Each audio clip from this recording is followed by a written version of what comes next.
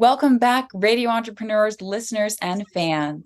I'm producer Jillian King, and I'm excited to introduce you all to part 3 of the summer 2023 FBA Family Business Panel discussion.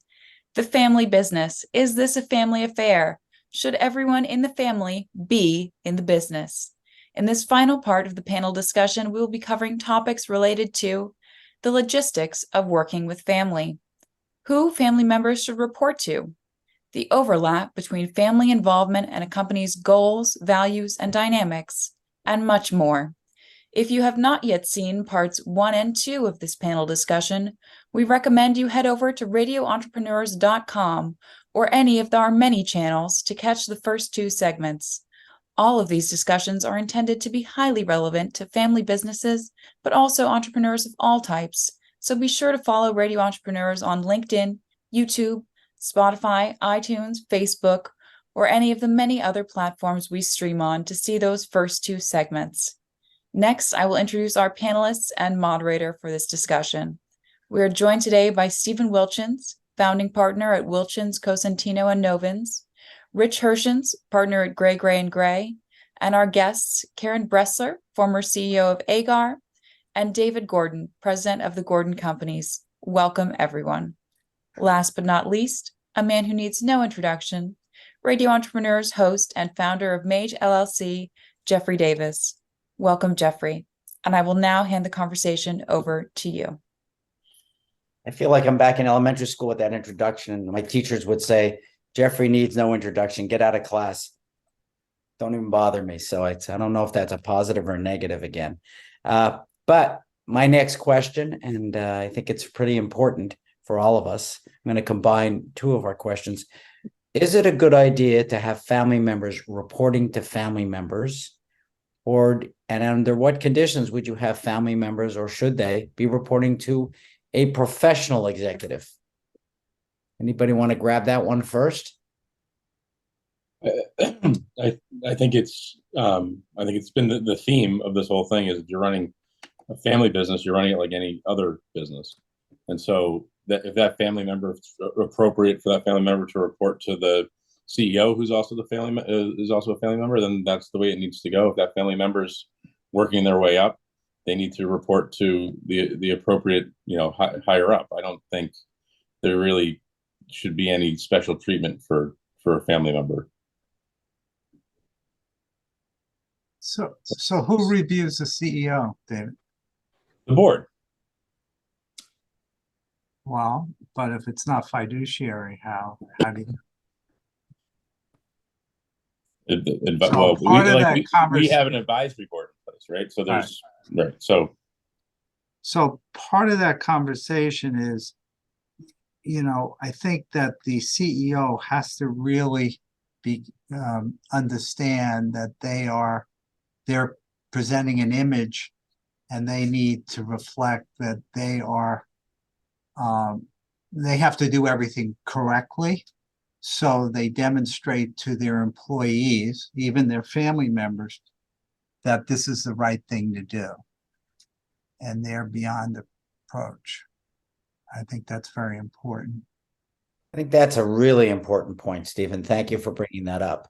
And I would agree with you. I'm sure Karen and Rich also have opinions about it. I think you set the standard from the top down. And if you don't have the senior family member being reviewed, then I think others don't want to be reviewed as well and see it as a broken process. Yeah, well, I agree. I always said I was as good as my last week.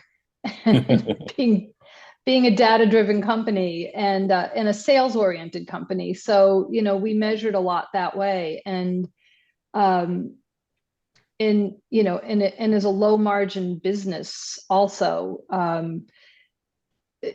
ultimately, if we weren't achieving the goals set forth at the beginning of the year, I mean, we had a budget, but the budget was more than a budget. It was really like the guiding light that, if you didn't come out to your budget numbers, which we were always measuring, then it was not, then you're not doing, you're under the gun, and you're under review. As a CEO, I did not have a formal review.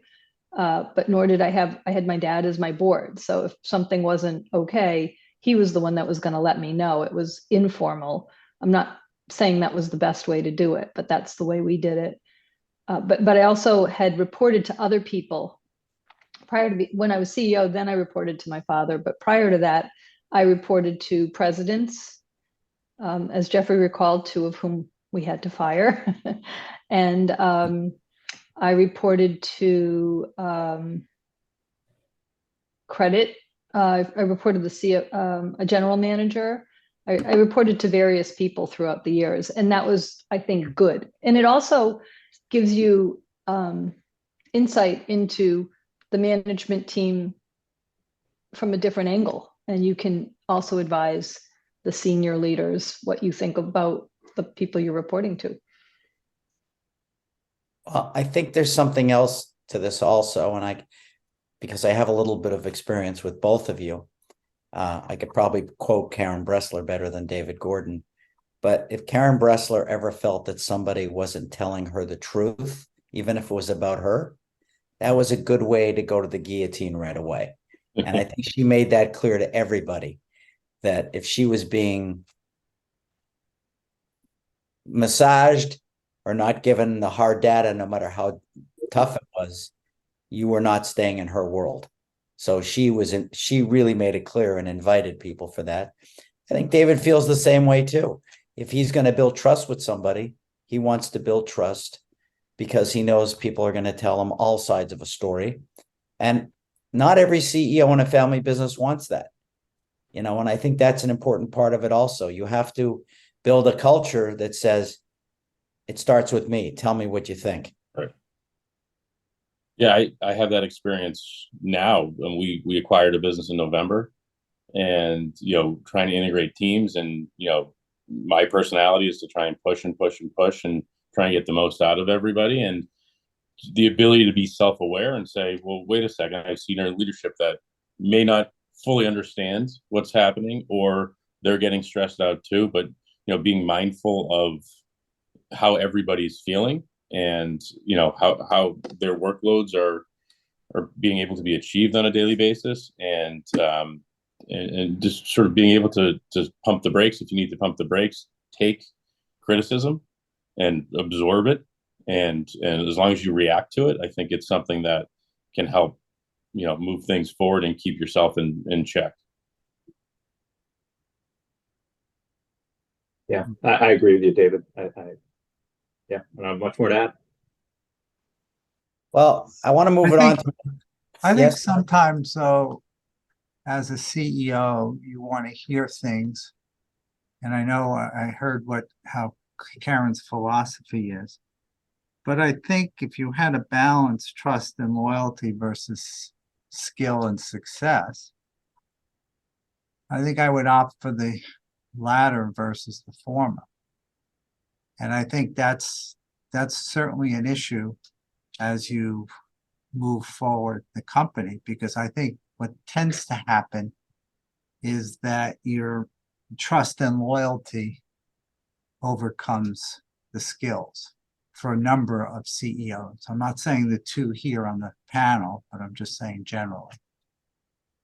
I felt like you didn't have to like me, and you didn't have to be my best friend, but you had to be honest, because that was a reflection on the ethos of our company. My father was an honest person. I'm an honest person. We have a reputation in the community, and so we couldn't have people out there that were underhanded, or I'd have people out there. I had one situation that somebody was undermining me to new people coming on board that we were trying to recruit. So even if that person was excellent at their job, if they're telling all your new recruits stories, and I don't care that the person was talking trash about me, that I'm tough like that. But what does that say to new recruits coming on? Now they don't feel good about the company they're joining. Mm-hmm. And so that then to me led to a toxic culture, which we really tried very hard and worked hard to root out, so that it was, as good of a culture as we could make. So it wasn't a culture of fear or anything. It was just you just have to tell the truth. And you know, knowledge is power. When you're the CEO, you're usually the last to hear everything. Nobody wants you to know. They want to figure it out before you. They want to avoid all that, but at least they tell you. But when people would come tell me something, I would never tell. I was like, you know, I was very good at keeping the secret, because then at least I knew what the truth was. And then I started to learn who I could trust. And people knew if they told me the truth, everything was fine. Like, I can handle the truth. I just couldn't handle when people were serving me up a pile of bull that for what? How does the company advance when we don't have the right information? And yours is not your typical family business. At your peak, Karen, how many employees did you have? 450. So it wasn't a small company, and there were a lot of layers. Yeah. A lot of layers I and think- a lot of liars. That's good. I think especially now, you need, if to what Steve was saying, if you want to get the skill out of somebody, you need to get the emotional part right with that employee. You need to really want them to perform. And I see it now with, especially the generation coming in. They need to feel emotionally connected to the business, to the CEO, if you're going to get truth out of them. And I think it's a two-way street. You have to tell them the good and the bad, and they'll perform, but you need both pieces. Well, I will add something to this, because I know both of you, and I don't always like to get into the personal stuff, but I learned this before both meeting either one of you, and that is really good family member CEOs are very tough, and they can be very argumentative, because it's not easy to convince them of an idea. And I think you have to build into a family business a very strong feedback system, despite the fact that, generally speaking, in a good family business, the smartest person is at the top a lot of times, and the most argumentative person can be at the top. And I have had experiences. I'm going to now cross the line with someone like Karen, who's very bright and can be and is a professional debater, where people would come to me and say, Not. I have a topic. We have a topic we'd like you to talk to Karen about. I'm going to get in trouble now. And I would go into Karen's office, and I would have this term that I got Karen slapped. That is, the first time I brought her the idea, she would beat me up. And then the next day we would have the most wonderful discussion. My head was still spinning around in my head, but the second day was a lot better than the first. But I was always willing to have that first day of getting beaten up by Karen. Oh, I didn't beat you up. It's important to build that into the system. It has to be built in. And I think that's an important part. And I know Rich and Stephen, we've had discussions also through our careers of people we knew in families who didn't take feedback and didn't build that in, and you couldn't talk to them. Rich is smiling because Rich probably knows some of the ones that we've talked about. And that can be very detrimental to a business, correct, Rich? Absolutely. Absolutely. Yes. I think we are thinking about the same business, and 100% agree. Right. So it leads me to my next question. I think it's very important. Should family members have a special family compensation package? And that one I know we've all experienced as well. And it's a tricky, sticky subject. Family compensation. Should they have a special package? Yeah, it is a tricky one, because I mean, the answer is it's yes, but how it's structured is more important than what the actual compensation is. I think whether that's through stock, I think what Karen was alluding to before, or through regular salary or a bonus plan, I think the answer is yeah. To me, the answer is yes, but it needs to be constructed appropriately. I always felt that I was underpaid. Me too. Everybody does. We all do. I always felt that I was underpaid. And, as I said, my father would say, well, but you're a shareholder. I'm like, well, so are people that aren't working in the business. But, if I I always wondered if I was somewhere on the outside, would I've had an, ability to earn more on an annual basis. And that's the way you live. Like you have to pay your expenses and you live on your income. And one thing we did years in was create a bonus pool for me and my senior team. And it was up to me how to divide it up. So if I wanted to keep it all, I guess I could keep it all. But we took a percentage of the net profit and then created a pool and then determined who was in the pool and how we wanted to bonus people from that pool. And the pool was 100% based on the net profit because I wanted to encourage everybody to work together and not just in their own silos. So part of their bonus structure was in the area that they worked in, and the other part was, based on the net profit of the company. And many times I would give some of what from a percentage allocation would go to me, I would give it back into the pool to motivate the rest of the senior team if I didn't think the pool was quite substantial enough that year. And that was then me short paying myself, but for the greater good of building the company for value. And we weren't really building it always to sell it. Like that wasn't necessarily the goal until about maybe 2 to 3 years before we sold it. That wasn't, our goal was always long-term growth. It wasn't fast growth and sell. But so then it was myself shortchanging myself in the effort to, create more value for the company. So Karen, as a practical matter, what did you effectively take as a percentage of that bonus pool? Because it's interesting because you're self-policing and realizing that you have to deal with your senior people. It changed all the time. It started with, I should have the most because I'm the CEO, but then I had, a president that when I'd look at the way the numbers would fall down, I'd say, well, that doesn't feel substantial enough for the president. So I'd play with the numbers. So I would say if we took 15% of the net profit for the bonus pool, and then I took 3 to 5% of that 15%. So not very, it was something for me, but it wasn't anything over the top.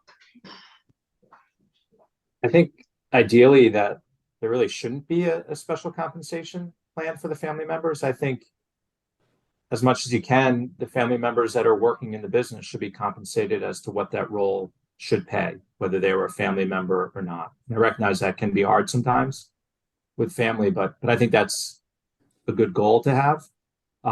You can also do distribution. So if there's some people that just own the company and want to get some money, there can be a distribution. I've seen, board decide the distribution, or some companies have had some formulas type things to figure out how much gets distributed, and that goes out. That's your reward for just being an owner, whether you work in the business or not. But I think for the actual position that you're holding, I would suggest, trying to get that to market of what that position would pay. Rich, don't you? Sorry, Steve. I think when I have family members in the business, it's typically on the higher end of a pay scale. And I think as a family member, you sort of that's sort of the consideration for being a family member. That's just the emotional side of it. That's so if you're somebody, who makes between $1 and $2, you're going to tend to go a little like $1.50, $1.60. It's just kind of the emotional side of working with that family member and having to, see that family member, at family events and stuff. You're like, and he's like, oh, I couldn't fill my, tank with my gas today because I don't have enough money. And you're like, oh, why don't I just put you on the higher end? Yeah, I get that. I worked with a company once, and all of the siblings who were in the business, they had a rule they were all going to be paid the same amount. So from the CEO down to a much less position, they're all making the same amount, and they had an enormous amount of money tied up in that salary that really impacted the company in a negative way. And so that for some of the positions, it was not on the high end of the spectrum; it was way beyond the spectrum. And that's what I understand what you're saying and get that. I think that's okay, but you got to be. But then that also creates resentment with other employees. There are no secrets.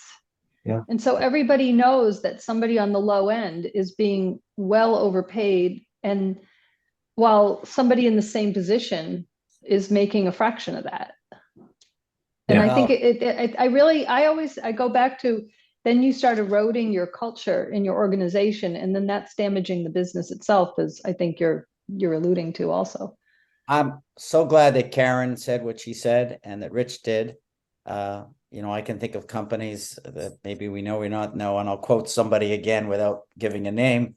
Sometimes when you start running it like a family and not like a business, compensation could become like a pig pile.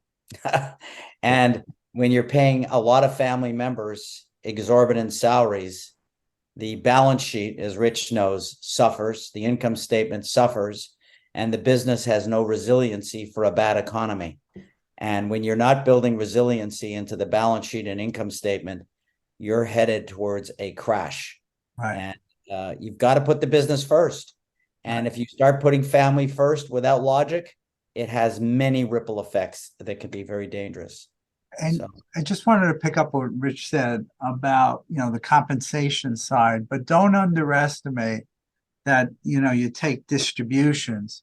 I mean, that impacts the senior management team, because they see how much capital is going out. They'll know from the CFO somehow, some way, and they'll know that's going to impact the reserves or the expansion, et cetera. So I think that's a tough thing to deal with.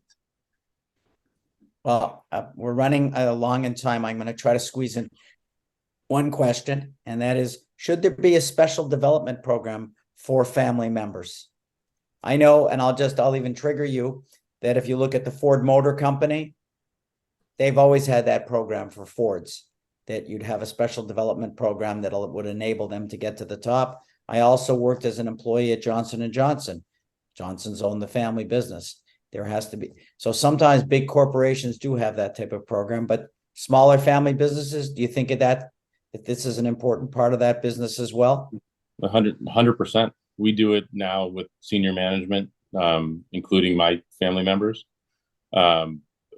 just to progress their careers. And that may be just operational management seminars. We've sent people to, we brought in professionals to understand, our ERP system. And we brought people in to do executive coaching and just kind of learning what new management styles are like, especially with the new type of culture that's coming into the workforce. So we encourage that with family members and non-family members, on a consistent basis. Karen, would you like to contribute to that? I think it's a great idea too. I had something done up for me back a long time ago. And then they also, actually, when I brought Jeffrey on, I think what I said to you is, you have to teach me I was just in sales, but I knew that I needed to have, an understanding of what it would be to be in a higher leadership role. So I think there was a lot given to me, and I was the only one in the family, so we didn't have a family program. But we have another business that I'm responsible for, and the managing partner, my partner there, he runs it, and we talk about succession plans all the time. And he says, I have, at the time he had 2 daughters in the business. He said, well, they can take over. I said, no, it's going to have to be me. Not that I want to do it, because I don't, but I'm the only one that'll look okay for the banks. And he said, no, my daughters. And I said, okay, well, your daughters work in the business, but what's their path? What can you present? And what are your plans for promoting them so that they could someday take over the business? And he had no plan.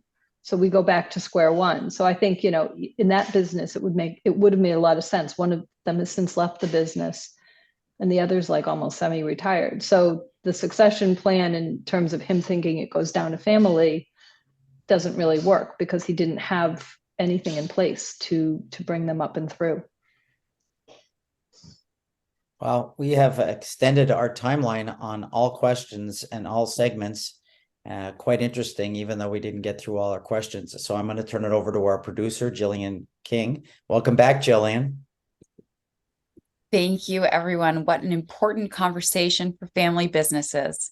That wraps up the last segment of our summer 2023 FBA Family Business Panel discussion. The family business. Is this a family affair? Should everyone in the family be in the business? Thank you to all our listeners and viewers who have tuned in for this panel. Links will be provided in the video's description below to parts 1 and 2 if you didn't already hear them. So be sure to check those out and click subscribe just below the video if you're on YouTube, or follow if you're listening on one of our podcast platforms to stay up to date on all our postings as they go live. If you're a fan of our videos, please be sure to like, comment, share, subscribe, and press that bell button. Radio Entrepreneurs is also active on LinkedIn, so be sure to go follow our page there as well for more business advice and discussions. Until next time, goodbye and thanks for listening. We'll be back with more stories on Radio Entrepreneurs.